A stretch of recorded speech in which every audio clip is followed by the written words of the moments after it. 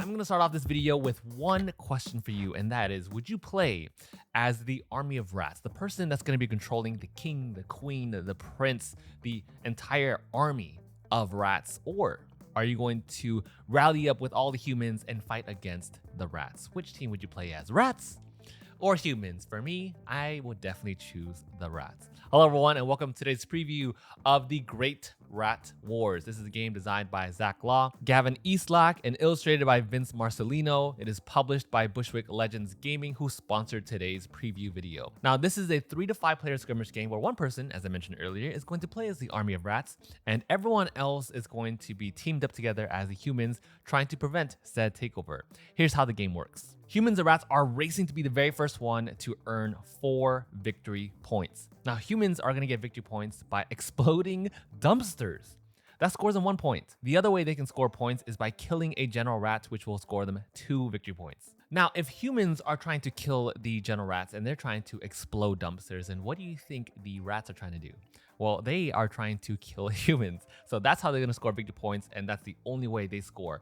Every time they kill one human, it's going to be 1 victory point. Now, this game is simultaneous play, which means that everyone's going to take their turns at the exact same time for 3 to 4 players. But when you switch on to 5 players, then it's going to be half the humans going first, and then the other half of humans going right after that. On your turn, you activate one character, and that character is going to take 3 maneuvers and 3 skills. So there are a total of 6 actions on your turn. Let's go ahead and talk about the maneuvers first. Now, maneuvers, you can double up on them, you can triple up on them, you can take all different kinds of maneuvers, but let's go ahead and go over them one by one. The first one is playing a movement card. So we all start off with 7 movement cards. Red movement cards are normal moves. So that means your character is the yellow hex, and you can move to any red space, but if your path is blocked, then you can't move to its fullest. On the other hand, blue cards are ghost moves, which means that you can move through objects and then land on any unoccupied hex. So let's say you move and you end up close to a trash can. Well, with that trash can, you can actually search it, and that is maneuver number 2. But here's the thing, you're not always gonna find good things in the trash, right? Sometimes you might find broken glass, and that's gonna cause you to take 2 damage. Other times, you're gonna find a soldier rat in there. If you find a soldier rat in there, it's going to spawn in place of that trash can. Now, I know what you're thinking, Tim, why are we searching in the trash? What are we looking for in the trash if there's broken glass and soldier rats? What do I need from there? Well, there are some very important items that's going to help you score some victory points, and they're only found in those trash piles. But we will come back to that in 1 second. Let's move on to the next maneuver, which is trade. If you're adjacent to another player, you can initiate a trade. And the reason why you want to trade items in this game is because you're trying to complete a set. You can make an explosive that leads us to maneuver number 4, which is exploding a dumpster. This right here is why you're looking in the trash. With that explosive, you can blow up a trash can, and that's going to score you 1 victory point. Now, that's where things get a little more interesting, because once humans blow up a trash can, once they start scoring a victory point from that, the rats, they're not going to stand idly by. They are going to level up because you just scored a victory point as well. So those right there are your 4 maneuvers: move, search, trade, and explode trash cans. Now, let's go ahead and move on to skills. Now, characters in this game have several unique skills, and each skill cost is going to be listed on the bottom left corner. The black circle means that it's going to cost a stamina token, and the orange cube means that it costs an ult. You can activate 1 skill per row. So for the Whiz Kid, you can, for instance, activate Deploy Turret.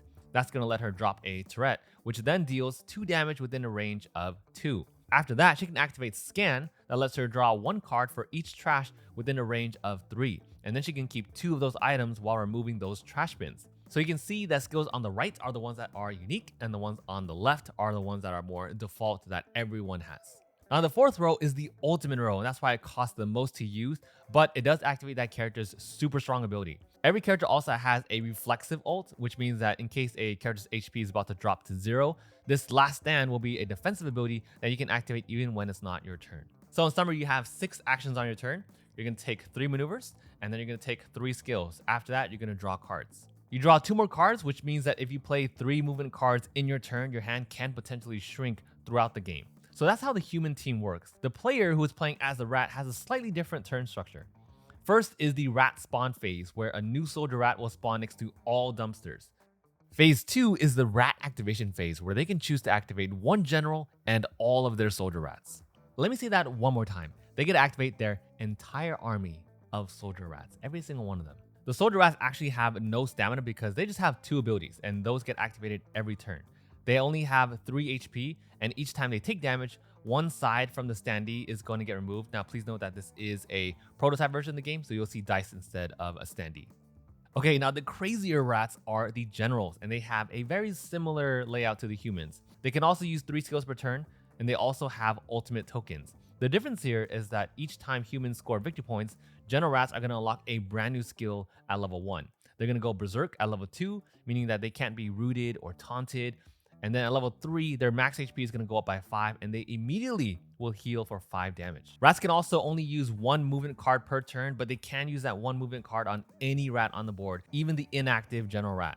So during the rat's turn, they're going to spawn, they activate, and then they draw 1 card. So overall, who is this game for? Well, if you like urban warfare, if you like this one versus many turn structure, if you like simultaneous play, not waiting for your turn and just taking a bunch of actions at once, if you like controlling massive armies, if you're playing as the rats, that's going to be a really good fit for you. If you like playing with unique abilities and interacting with the terrain and having some dynamic movement, then I think this is going to be a good fit for you. So if you're interested in this campaign, I will leave links to that down below. Thank you so much to Bushwick Legends Gaming for sponsoring today's video. And if you made it to the very end, comment #ratwarfare so I know you made it all the way here. Thank you all so much for watching, and I'll see you all in the next one.